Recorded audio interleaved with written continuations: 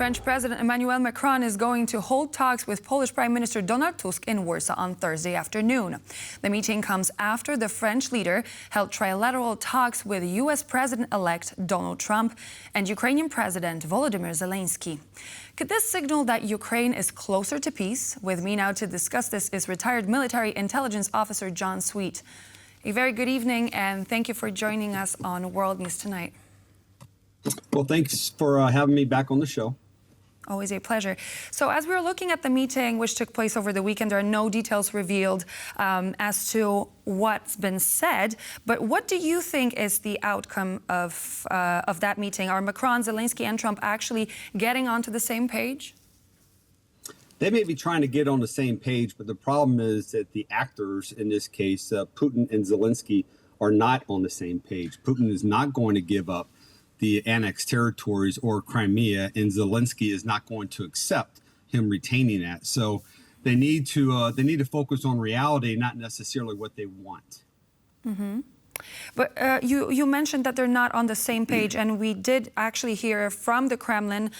There was a phone conversation that was held between Viktor Orban and Vladimir Putin, and according to the statement which we saw on Kremlin's website, I quote, "Destructive stance of the Kyiv regime continues to rule out the possibility of a peaceful resolution of the conflict."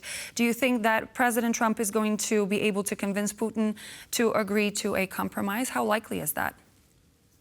I just, quite frankly, I don't see a compromise that's going to satisfy either one of the actors. There's too much at stake. Putin has put everything into Ukraine now by not reinforcing Syria. He's lost access to the Middle East, into North Africa. All of his eggs right now in Ukraine. I just don't see how Putin's going to compromise Ukraine. So do you think that Ukraine is actually willing to give up territory or, for example, look into having a demilitarized zone along the demarcation line? I mean, we heard about the land for peace concept. How likely do you think that is? And do you think that Ukrainians are actually going to agree to that after fighting for so long? We've heard that. I haven't heard anything from President Zelenskyy in the past 3 years to indicate that he's going to be willing to trade territory with Putin. And then the one piece that we're forgetting is that Ukraine occupies most of the Kursk Oblast in Russia. So how are we going to work with that? There's a lot of what ifs right now. And right now the envoy, General Kellogg, is working on a proposal. He's gathering the facts and seeing what his left and right limits are. His challenge is he has to convince his boss, President-elect Trump, of one thing, while at the same time getting the Russians on board and then convincing Ukraine. It's a good, difficult task, but we'll see how it works out. Do you think that we are to expect some sort of an answer from Russia? As when we're looking at all the meetings that are taking place, there's definitely a movement. We're not 100% sure as of what's being said during those meetings, but only recently, only minutes ago, we received information from Reuters that Russia could launch another experimental hypersonic ballistic missile in Ukraine in coming days, but Washington does not consider the Oreshnik weapon a game changer in the war. How likely do you think that we are actually going to see that sort of a military response? We're going to see more flexing like that. Putin has always risen the bar to get his way. And this way now is to reintroduce the weapon for a second time.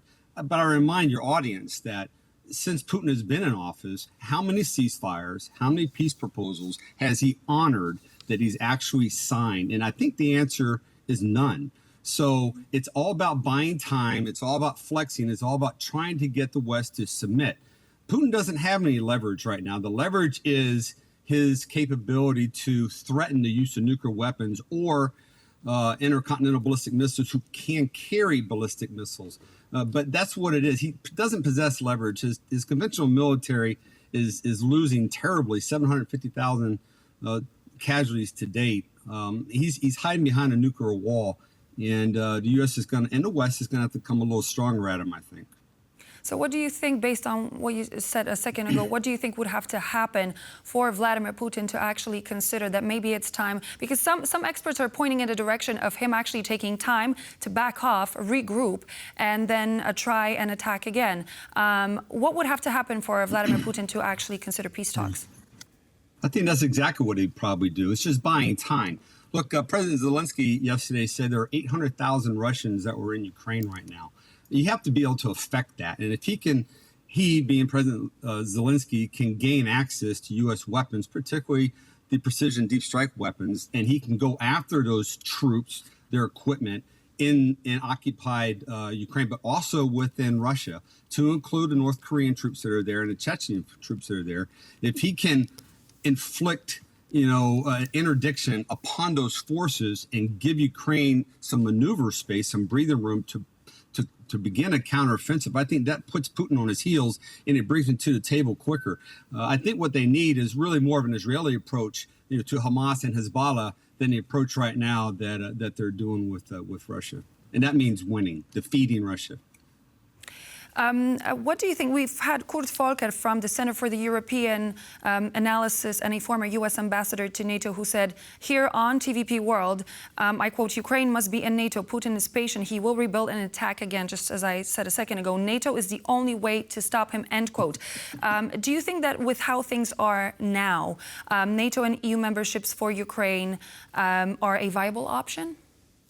I think they are a viable option. It sends a message. It sends a strong message to Putin that they're going to provide support in the outgoing years. Okay, but in order to get the support in the outgoing years, you have to push Russia out of Ukraine today, and then bring Ukraine into NATO, and that will provide lasting peace.